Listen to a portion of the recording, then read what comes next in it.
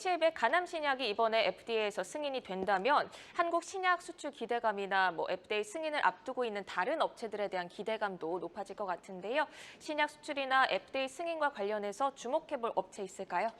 아무래도 유한 양행을 좀 볼 수가 있을 것 같습니다. 왜 그러냐면은 이제 임상 부분들이 좀 많이 진행되어 있는 관련 또 신약 허가 기대 심리를 갖고 있는 종목들이 그만큼 근접 기간의 품목 허가 및 완료 이후에 직접 제품 판매를 통한 매출 확대를 기대해 볼 수 있거든요. 기본적인 임상 부분들은 굉장히 오랜 시간이 걸립니다.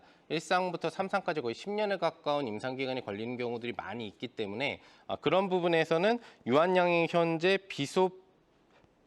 비세오세포 폐암, 렉나자 그리고 리브리 반트와 관련된 2차 분석 결과를 이번 관련된 협회 이번 달 말과 그 다음 달 초에 진행하는 종양 관련 학회에서 이제 발표를 하기로 예정이 되어 있는데요.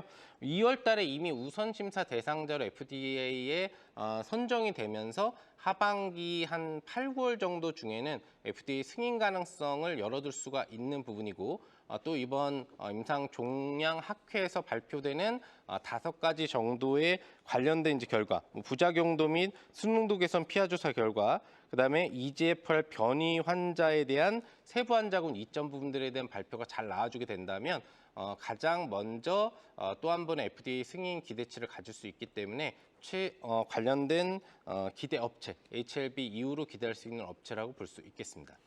네, 그리고 다가오는 31일부터 말씀해 주셨지만 미국 임상 종양학회가 열립니다. 여기서 임상 데이터를 기반으로 실질적인 성과들이 발표가 될 예정이라서 시장에서 또 이목이 더욱 쏠리고 있는데요. 투자자들이 어떤 기업의 행보 특히 주목해보면 좋을까요? 아무래도 이번에 임상학회 같은 경우에는 제일 중요도로 놓고 보는 것은 임상 후반 그리고 실제 제품화 될 수 있는 부분에 대한 중요성을 높입니다. 즉 지금 막 이제 임상이 시작된다거나 아니면 1상, 2상이 진행되는 종목들 같은 경우에는 실이 앞으로도 몇 년 이상 걸릴 수 있기 때문에 그런 부분들은 이제 다른 학회에서 중요성을 좀 인정받고 있고요. 지금 진행하는 임상 학회 같은 경우에는 주로 3상 이후로 직접적인 상품 판매가 가능해질 수 있는 업체의 중요성이 이제 높아지기 때문에 아무래도 이제 오늘 기준으로 바로 품목허가 기대치를 갖고 있는 HLB라든지 그다음에 추가적으로 좀 전에 이야기해드린 유한 양행이 수혜가 될 것으로 보입니다. 특히나 이제 HLB 같은 경우에는 이번 학회 발표에서 22개월 동안의 어떤 간암 억제 효과를 가져올 수 있는 연구 결과보다 좀 더 발전된 결과를 도출해낼 확률이 높은 만큼 그런 부분이 나온다라고 한다면은 경쟁사보다 훨씬 더 많은 판매량이 나올 기대치를 갖고 있다는 점이고요. 우리가 임상 학회 부분에 대한 어떤 수혜 종목 외에도 중요하게 포인트를 잡아야 될 것은 이제 AI 신약 관심주가 될 것 같습니다. 이제는 앞으로 진행하는 AI 발전 기술에 따라서 직접적으로 사람이 다 임상을 하는 것 말고 컴퓨터 시스템이라든지 프로그램에 접목을 해서 임상 신약을 만들어가고 있는데요. 현재까지는 관련된 데이터를 주입을 통해서 관련 임상을 진행하고 있었지만 이제 AI가 자가적으로 세포에 대한 모든 요소를 파악한 뒤 직접적으로 임상을 진행하는 형식으로 쾌속 임상이 가능하기 때문에 그런 관련주들의 관심도 필요해 보입니다. 대표적으로는 파로스 아이바이오가 백혈병 관련 AI 임상 신약을 지금 일상 진행하고 있고요. 또 보로노이라는 기업이 비소세포 폐암 관련된 임상을 지금 일상으로 진행하고 있고 또 GL 팜텍 같은 경우에도 이런 임상을 진행하고 있기 때문에 앞으로 관심권을 둘 필요가 있어 보입니다. 네, 그렇다면 바이오주 내에서 김용덕 파트너의 최선호주 한번 열어보겠습니다. 삼성 바이오로직스를 가지고 네. 오셨는데 앞서서 그 중국 제약사들의 점유율을 가져올 수 있다는 그런 수혜 기대감을 짚어주신 바가 있습니다. 조금 더 네. 자세히 들어볼까요?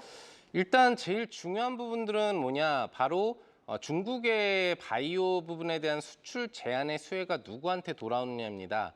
그렇다면 CDMO 기업의 어떤 점유율이 높은 기업이나 후순위에 있는 기업 부분들의 수혜 요소가 될 것 같은데요. 삼성 바이오로직스는 지금 세계시장 점유율 4위에 해당하는 위탁 생산 업체에 해당을 하지만 생산 능력에서는 전 세계 1위입니다.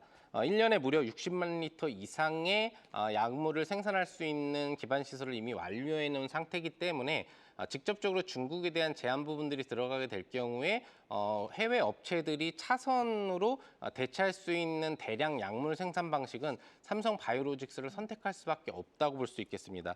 그래서 앞서 이야기해드린 최대 25조 원의 중국 어떤 바이오 법안 제한에 의한 미국 수출 부분들의 주요 비중 부분들을 독식해 올 수 있는 업체로서는 전 세계 업체 중에 삼성 바이오로직스가 가장 확률이 높다고 보고 있기 때문에 우리가 최선호주로 오늘 집중해봐야 될 종목은 삼성 바이오로직스가 되지 않나 생각해 봅니다.